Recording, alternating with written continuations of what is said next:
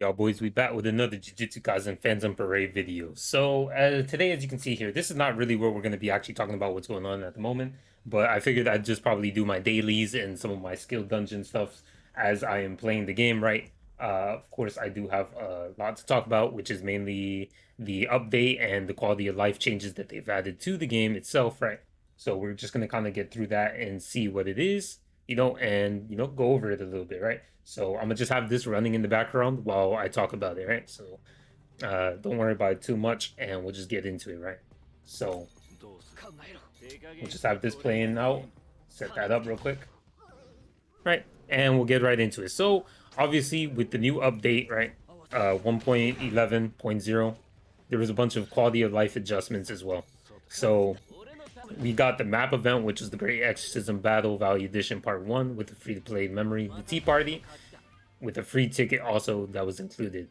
I mean, there's really not much to go off of there. We've already got most of that in the game at the moment. We also got that Start Dash Select banner renewal, which is paid and free, right? So you're able to, use either or, get through that and see what's going on, see if you get anything nice. On top of that, they did finally implement the Gacha Point card. Now, the Gacha Point card, if you aren't familiar with it, I did make a video covering it previously, but basically, it's kind of a way to keep your points that you get from current banners as you're pulling and going forward, right? Like any banner that you're going on and you're doing summons and all that, you manage to build up points. You basically can turn those points, you can put them into the Gacha Point card and then kind of save them over time, right? And apply those Gacha points into other banners in the future, right? So it kind of makes it as a way to transfer over pity, at least some of it, not all of it, right? You only get like a portion of it. So I believe you're only able to transfer over up to 100 points per banner. So even if you stockpile a bunch of points, you can only transfer over 100 into a different type of banner. So you still realistically have to do some summons anyways if you're trying to get a character. So you can't just free pull a character from points alone, right? So that's implemented. Obviously, I covered it in depth in another video. So if you want to actually check out like the full rundown of it, you should go check out that video. We also got the standard banner update. So basically, they added new characters and memories to the standard banner. So there's a lot of OG characters, like there's a lot, not OG characters, but there's a lot of characters that we've had in the past that were limited banners that they decided to add into the standard and limited pools. So that way you're able to actually pull these characters because obviously they don't rerun banners. So if you missed them, you weren't able to obtain them before unless they rerun the banner. I believe they only reran one banner, and I think that was Gojo's, right? This Gojo that I'm using right now. I believe, right?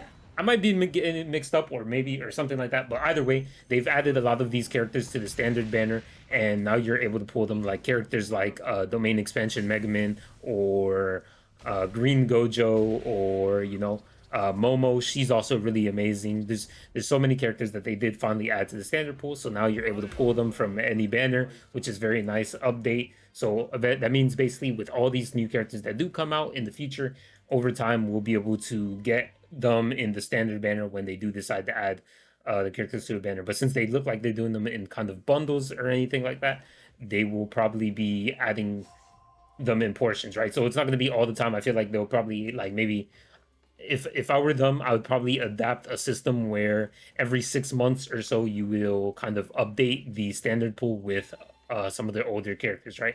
And do maybe like 3 or 4 characters. Don't go too crazy, right? Like what they did here, where they added like a ton. It was really nice, but like the pool is extremely diluted now, right? So like if you're trying to target somebody specifically from that entire pool, it's going to be very difficult, right? I mean, you could still get lucky, of course, but I just figured I'd just say that, and mention it because I mean it is very important, right?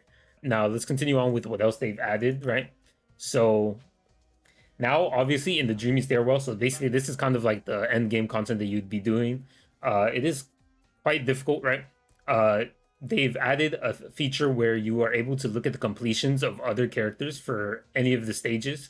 I mean, excuse me, not other characters, but other players, right? And you can see what kind of characters and memories they were using to actually complete the stage. That way, if you do happen to have those characters and you're kind of unsure on how to actually complete the level or stage, you can just kind of copy what they have and try to see if you could run through it and beat it, right? So this kind of gives a lot of other people who are kind of struggling with certain stages a way to actually kind of get around it if possible, right?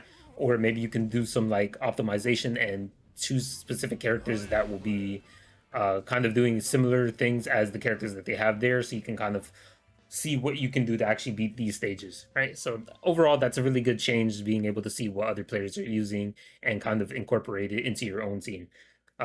Next up, they kind of adjusted some of the pattern of auto battles. So what this means is there's a lot of the games that do this same thing, and you're able to set the function or order of your auto skills. Like if you're playing on auto battle, you're able to set the order of your skills in the way that you want. So there's some certain characters that have to use skills in particular orders to optimize their the value of what they can do. So like if you had like a character like OG Gojo, before you ult, you would probably want to you would want to probably buff yourself with one of his other skills before actually ulting, so you can get the maximum amount of damage. Or if you're kind of using like another character that also wants to buff or maybe debuff the opponent before actually attacking, now you're able to set your skills in a manner where you are able to prioritize that skill and order it so that way you are able to get the maximum value out of the kit. So overall, that's a good change. A lot of games already have this feature, so it's not anything unique or anything of the sort. It's pretty standard, so you kind of already know how to do it, right? I mean, if you play a gacha game, you'll probably know what it is and how it works. So that's actually an overall quality of life change. Really nice that they've had this. I kind of wish they had this a long time ago when they dropped the zero collaboration on the game, the movie Zero Collaboration, where they dropped Geto. Geto really wants to debuff the opponents first and all that stuff, and kind of doesn't want to use skills at certain points, so that way you can amass your ultimate damage by having as much cursed energy as possible. So having this feature will kind of help you a little bit in trying to manage that, right? Now, on top of that, they did add some extra character missions. Very nice. Nothing too crazy. Character missions is just a little extra bonus. You don't really need it. It's not going to change the game anything crazy. That's just a little thing that they decided to give us, right? So more resources and stuff like that. I'm not really going to complain. On top of that, they did manage to do some UI changes and some bug fixing. Other than that, that's practically going to be everything that there was in the 1.11.0 update, right? And then obviously with your quality of life adjustments as well.